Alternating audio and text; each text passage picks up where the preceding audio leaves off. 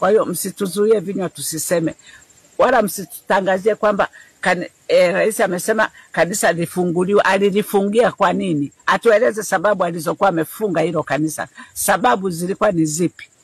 Hana sababu. Kwa hiyo hatuwezi kuchekelea kwamba kanisa la Gwajima limefunguliwa. Limefunguliwa na nani?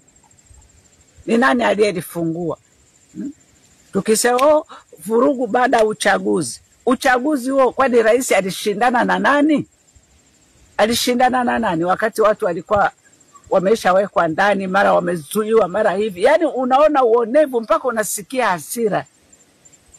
Yani uonevu juu ya vyama vya siasa hivyo vikubwa. Hata bungeni tulikuwa tunaona kabisa wapinzani wakichangia na kuambia huyo spika atakuja juu, ataweka kanuni hapo, lakini CCM ikichangia hamna. Huo ni uonevu, sio kwamba wananchi hatuoni, tunaona na tunaufahamu. Wala msifikiri kwamba mtatugiribu akili kisa mmefungua kanisa, sio mmefanya nini. Mmefungua kanisa wakati mmeiba vitu chungu zima. Aliyeiba nani wakati kanisa ilikuwa chini ya polisi? Nani kaiba vile vitu? Pesa zote zimeibwa.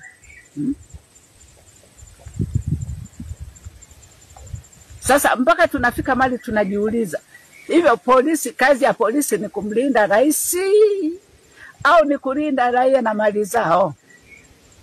Yani tumefika mahali kwamba hatuna mtetezi. Ukienda kwenye JWTZ, jeshi la wananchi, lakini linaonekana kwamba ni jeshi la rais. Na ndio maana hata alipo hapa aliapia huko jeshini, manake hao ndio labda waliompigia kura hao.